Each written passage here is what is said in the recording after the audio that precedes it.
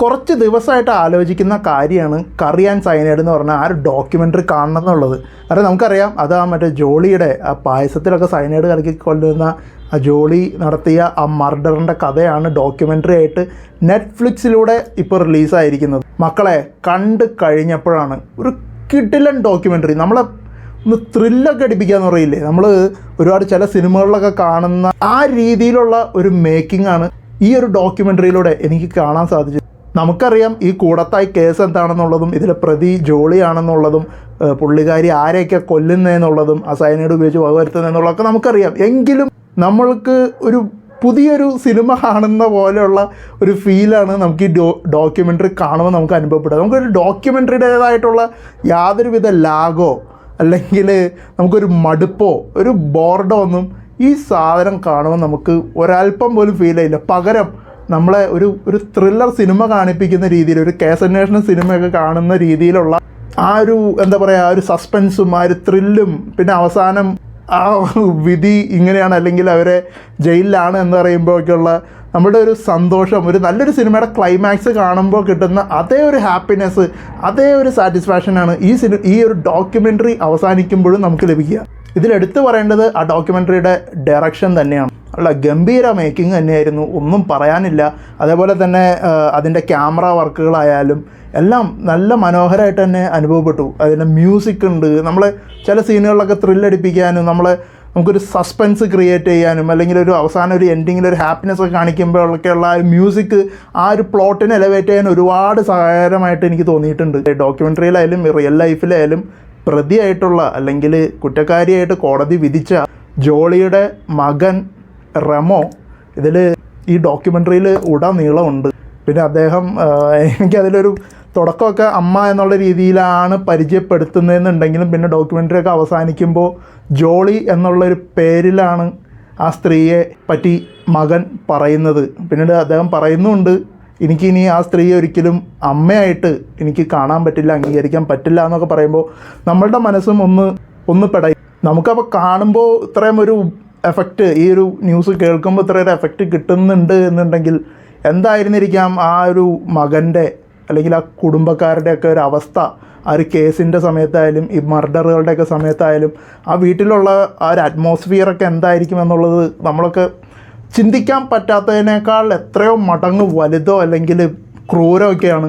പിന്നെ കുറേ വർഷങ്ങൾക്ക് മുമ്പ് ഇങ്ങനെ ഒരു കേസൊക്കെ നടന്നിട്ടുണ്ട് എന്നുള്ള കാര്യം നമ്മളുടെ മൈൻഡിലുണ്ട്, അതുമാത്രമേ നമ്മളുടെ മൈൻഡിലുള്ളൂ.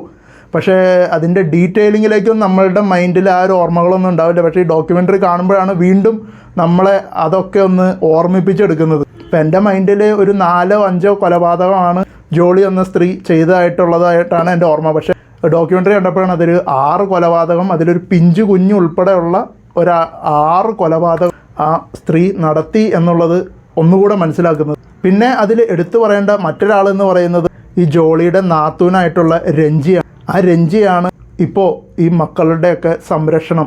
ഈ രഞ്ജിയിലൂടെയാണ് ഈ പിള്ളേർ ഇന്ന് നമ്മൾ കാണുന്ന ഒരു നിലയിലേക്ക് വന്നെത്തിയിരിക്കുന്നത്. അപ്പോൾ പുള്ളിക്കാരിയുടെയും ആ ഒരു പ്രസൻറ്റേഷനും കാര്യങ്ങളൊക്കെ ഭയങ്കര ഒരു പുതിയൊരു ഫീല് നമുക്ക് ലഭിക്കുന്നുണ്ട് ആ ഒരു ഡോക്യുമെൻ്ററി കാണുമ്പോൾ. ഒരു സാധാരണ ഒരു നോർമൽ ഡോക്യുമെൻ്ററി ടൈപ്പേ അല്ല ഈ ഒരു ഡോക്യുമെൻ്ററി. പുള്ളിക്കാരിയൊക്കെ ആ കേസിന് വേണ്ടി അത്രയും സ്ട്രോങ് ആയിട്ട് നിൽക്കുക. വീട്ടിലുള്ള മറ്റ് കുടുംബക്കാരായാലും എല്ലാവരുടെയും ഭാഗത്തുനിന്ന് പുള്ളിക്കാരിക്ക് ആ കേസൊക്കെ പിൻവലിക്കാനുള്ള പ്രഷർ കിട്ടുന്നുണ്ട്. ഇപ്പോൾ പറഞ്ഞ ഈ ജോളിയുടെ മകൻ പോലും ജോളി പറഞ്ഞിട്ട് പുള്ളിക്കാരിനെ പ്രഷർ ചെയ്യുന്നുണ്ട്. പക്ഷെ എന്നിട്ടും അവർക്ക് ഒരുപാട് ഭീഷണികളും വരുന്നുണ്ട്. എന്നിട്ടും അവർ സത്യത്തിന് വേണ്ടി, സത്യം തിരിച്ചറിയാൻ വേണ്ടി അവർ ഒരല്പം പോലും വ്യതിചലിക്കാതെ അതിൽ ഉറച്ചു നിന്നതുകൊണ്ടാണ് ഒരുപക്ഷെ ഇന്ന് ഈ ഒരു കൂടത്തായി കേസ് പുകമുറയൊക്കെ മാറി അതിൻ്റെ ഒരു സത്യം വെളിപ്പെട്ട് നമ്മുടെ മുന്നിലേക്ക് എത്തിയത്. തീർച്ചയായിട്ടും അവർക്കൊരു സല്യൂട്ട് കൊടുത്തേ പറ്റുള്ളൂ. പിന്നെ ഇതിൽ അന്നത്തെ കേസ് അന്വേഷിച്ച ആ ഒരു പോലീസ് ഓഫീസറുണ്ട്, അവരുടെയൊക്കെ പേര് ഞാൻ മറന്നുപോയി. പിന്നെ അഡ്വക്കേറ്റ് ആളൂരുണ്ട്. ജോളിയുടെ കേസിൽ എൻ്റെ ഒരു ഓർമ്മയിൽ അഡ്വക്കേറ്റ് ആളൂർ എന്തോ പുള്ളിക്കാരിക്ക് വേണ്ടി വാദിക്കാനൊക്കെ വന്നിരുന്നു. പക്ഷെ ജോളി അത് വക്കാലത്ത് കൊടുത്തില്ല എന്നൊക്കെയുള്ള ഒരു ന്യൂസ് ആ ഒരു സമയത്ത് കേട്ടതായിട്ട് ഓർക്കുന്നുണ്ട്. പക്ഷേ ഇതിൽ ഡോക്യുമെൻ്ററി കാണിക്കുമ്പോൾ ജോളിയുടെ ഡിഫൻസ് ലോയറായിട്ടൊക്കെയാണ് പറയുന്നത്. പക്ഷേ പുള്ളിക്കാരൻ പറയുന്ന ചില കാര്യങ്ങളിലൊക്കെ എന്തൊക്കെയോ എനിക്ക് മനസ്സിലാവാത്ത കുറച്ച് കാര്യങ്ങളുണ്ടായിരുന്നു. അതെനിക്ക് ഒന്നും കൂടി ഒന്ന് കണ്ടു വേണം എനിക്ക് ഒന്നും കൂടി അതൊന്ന് ക്ലിയർ ആയിട്ട് മനസ്സിലാക്കാനായിട്ട്. ഇപ്പോൾ ഡോക്യുമെൻ്ററിയിൽ ഉടനീളം അന്നത്തെ കുറേ വിഷ്വൽസ് കാണിക്കുന്നുണ്ട്. പിന്നെ ശവക്കല്ലറകളൊക്കെ തുറന്ന്, അതായത് ഈ ഒരു 18 വർഷത്തെ സ്പാനിനിടയിലാണ് ഈ ഒരു 5-6 കൊലപാതകം നടത്തിയിരിക്കുന്നത്. അപ്പോൾ 2002 തുടങ്ങി, പിന്നെ അടുത്തത് 2008, പിന്നെ 2012, അങ്ങനെ ഓരോ അടുത്തടുത്ത ഡെത്തുകൾ വരുമ്പോഴും ആ ഡെത്തുകൾ തമ്മിലുള്ള ഗ്യാപ്പ് കുറഞ്ഞു വരുന്നത് നമുക്കിതിൽ ക്ലിയറായിട്ടും മനസ്സിലാകുന്നുണ്ട്, അതിൽ പ്രതിപാദിക്കുന്നുമുണ്ട്. ആ കാര്യങ്ങളൊക്കെ നമ്മൾ അന്നത്തെ വിഷ്വൽസ് വീണ്ടും ഡോക്യുമെൻ്ററിയിലൂടെ നമ്മളെ കാണിക്കുന്നുണ്ട്. അപ്പോൾ അതിൽ കോടതി ഉത്തരവ് വരുന്നതും ശവക്കല്ലറകൾ വീണ്ടും ഈ 5-6 പേരുടെ ശവക്കല്ലറകൾ വീണ്ടും തുറന്ന് പോസ്റ്റ്മോർട്ടം ചെയ്യണം എന്നൊക്കെ പറഞ്ഞുള്ള അന്നത്തെ വിഷ്വൽസ് കാണിക്കാൻ നമുക്ക് ശരിക്കും ദൃശ്യം സിനിമയാണ് ഓർമ്മ വരിക. ഒരുപാട് സീനുകൾ അങ്ങനെയൊക്കെ കാണുമ്പോൾ നമുക്ക് ശരിക്കും നമ്മളുടെ ഒരുപാട് ദൃശ്യം സീനുകളായിട്ടുള്ള ഒരുപാട് സിമിലാരിറ്റീസ് നമുക്ക് അനുഭവപ്പെടും. മാത്രമല്ല ഇപ്പോൾ ഇറങ്ങിയ ജിത്തു ജോസഫ് മോഹൻലാൽ കൂട്ടുകെട്ടിൽ ഇറങ്ങിയ നേര് പോലും നമുക്ക് ഈ ഒരു ഡോക്യുമെൻ്ററി ആയിട്ട് എന്തൊക്കെയോ എവിടേക്കോ ഭയങ്കര ഒരു ബന്ധം കാണാൻ പറ്റും. നേരിലായാലും നമുക്കറിയാം പ്രതി ആരാണ്, വില്ലൻ ആരാണ്, അയാൾക്ക് ശിക്ഷ വാങ്ങി കൊടുക്കുമല്ലയോ. എന്തായാലും മോഹൻലാൽ എന്നുള്ളൊരു ക്യാരക്ടർ ആ ഒരു മഹാനടൻ വാദിക്കുമ്പോൾ എന്തായാലും ആ കേസ് തോക്കില്ല എന്നുള്ള നമ്മളുടെ ഒരു ഐഡിയ നമ്മളുടെ മനസ്സിലുണ്ട്. എങ്കിലും നമ്മൾ ആ സിനിമയെ ഇഷ്ടപ്പെട്ട് ക്ലൈമാക്സിൽ ആ സംഭവം സംഭവിക്കുമ്പോൾ നമ്മളുടെ മനസ്സിൽ വലിയൊരു സന്തോഷമുണ്ട്. അതേപോലെ തന്നെയാണ് ഈ ഡോക്യുമെൻ്ററി കാണുമ്പോഴും നമുക്ക് ഫീൽ ചെയ്യുക.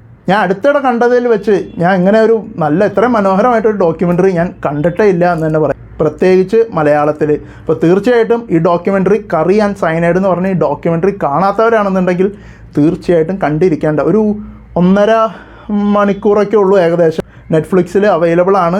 എല്ലാ ഇംഗ്ലീഷ്, ഹിന്ദി, മലയാളം, തമിഴ് എല്ലാ ഭാഷകളിലും അവൈലബിൾ ആണ്. ആർക്ക് വേണമെങ്കിലും കാണാവുന്നതാണ്. കറി ആൻഡ് സയനൈഡ് എന്ന ഈ ഒരു ഡോക്യുമെൻ്ററിക്ക് ഞാൻ കൊടുക്കുന്ന റേറ്റിംഗ് 9/10. അപ്പോൾ അത് കണ്ടവരാണെന്നുണ്ടെങ്കിൽ നിങ്ങളുടെ റേറ്റിംഗും നമ്മളുടെ വീഡിയോ പറ്റിയുള്ള അഭിപ്രായവും നമ്മളെ കമൻറ്റ് ബോക്സിലൂടെ അറിയിക്കുക. അപ്പോൾ ഇന്നത്തെ വീഡിയോയിൽ നമുക്ക് ഇത്രയൊക്കെ പറയാനുള്ളൂ.